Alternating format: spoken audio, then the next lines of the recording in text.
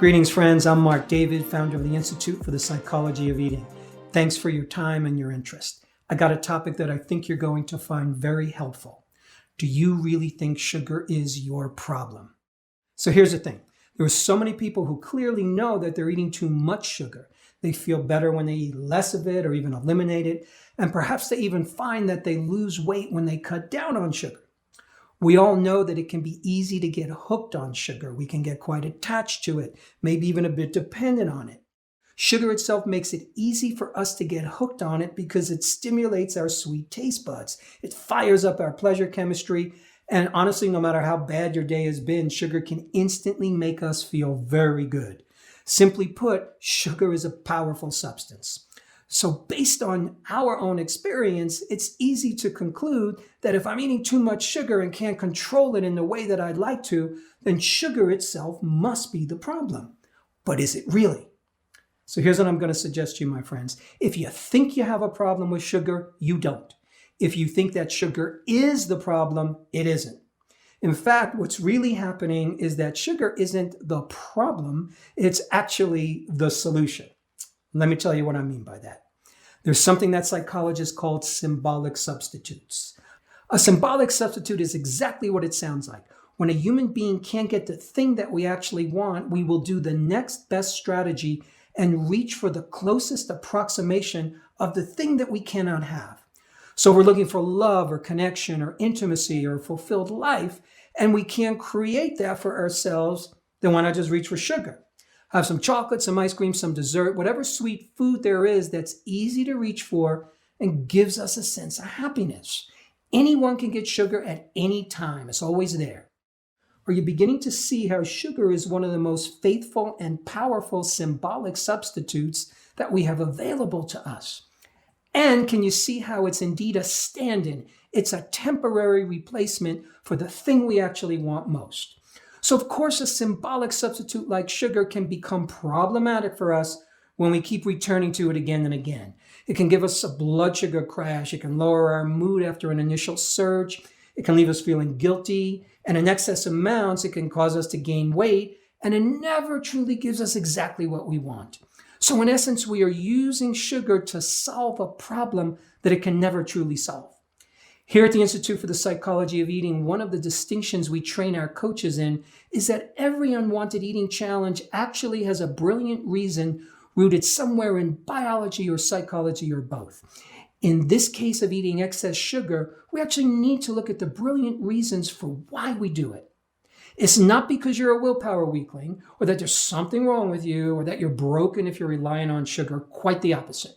You are following the wisdom of your body and soul, science and psychology. If you're hooked on sugar, you're likely using it as a symbolic substitute. It's a perfectly reasonable strategy. You're looking for an immediate reward to take away pain and discomfort. All creatures on planet Earth are constantly looking to seek comfort and avoid pain. It's simply how we're all wired. A client I once worked with, I'm going to call her Megan, came to see me for what she called her sugar addiction. At the time, Megan was 41. She was an executive assistant in a startup tech company, divorced, out of relationship for 6 years, health conscious, into exercise and light yoga, very thoughtful and caring, and confused about why she couldn't kick her sugar habit. Megan was isolating herself more and more and didn't feel confident that she could date. For Megan, sugar made her feel great, but of course, soon after eating it, she'd end up with brain fog an hour later. She'd get tired, lazy, she'd feel guilty and watch television and fall asleep. And the next day, she would find herself battling with self-hatred and feeling like a failure. Megan also felt that her excessive sugar consumption was responsible for her weight gain of about 15 pounds, and she was tired of fighting her unwanted habit and not having success. She could eliminate sugar for about a week at most, feel better, but then would rebound and hit the chocolate hard again. This cycle of quitting sugar and yo-yoing back to even more sugar was going on for about 5 years. She was certain that once she was no longer battling with sugar, life would be better. The guilt and self-hate would go away. She wouldn't be spending her evening in front of the TV, and she'd finally feel confident enough to date and find a relationship. So she wanted help with sugar. Now, the first thing I did with Megan was to help her see the sugar was not her problem. It was her solution. Because check it out, Megan was lonely. She was unsatisfied with her life, wanting to date but doing nothing about it, and was stuck in a rut. Sugar was the only bright spot in her life. It made her happy, at least temporarily. She looked forward to eating chocolate. She was hooked on it because it was the best part of her day. So can you see how it really wouldn't make sense to fight her sugar habit? I told her that rather than get rid of sugar, she needed to start creating her new life, the kind of life where sugar is not the best thing she has going on. I hope you're seeing the wisdom in this approach. I work with her on expanding her social circle, rekindling some old friendships, pursuing her interests more, especially health and yoga, and getting out on dates even though she didn't weigh exactly what she wanted to weigh. Over a period of 5 months working together, Megan was feeling challenged but inspired by this new approach. She saw how she was using sugar as an excuse to not go out and live her best life. As she made her life more interesting, she had less need for sugar.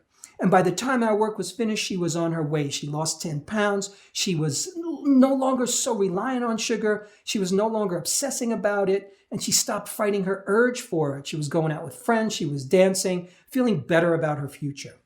Can you see how sugar wasn't her true problem? And does it make sense to you how by focusing on what her heart and soul were actually desiring, her dependency on sugar could now find a natural and easy ending? So many of my clients over the years who've complained of sugar addiction were really dealing with something quite different. They weren't happy in life. Perhaps they felt alone, without love, without intimacy or connection. Perhaps they were in a challenging relationship. Some were very unhappy with work. Others felt that their life just hadn't turned out the way they wanted it. So it makes perfect sense that when life is sour, we go for something sweet. Indeed, for so many people, you can't take away sugar until you add in what people are really wanting and needing. So the work becomes not eliminating sugar, the work becomes adding more life, more love, more connection, more risk-taking, getting ourselves out there, creating a better experience for ourselves, getting unstuck and doing new things, being adventurous, exploring. From there, our cravings naturally unwind themselves, and we can find the kind of peace and freedom that we've been longing for. I hope you found this helpful. As always, I appreciate your time and interest, and I look forward to sharing more. Take care, my friends.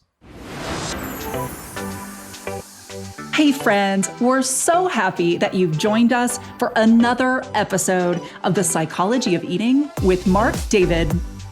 Are you loving these episodes? Then simply subscribe and you'll never miss an episode again. We'd also love it if you'd leave us a comment below so we can hear more about your own journey with food and body.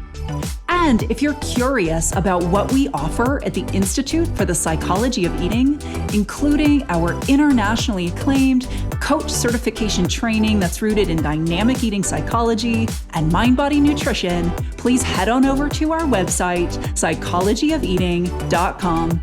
Until next time, take care, and remember, having the body you want starts with loving the body you have.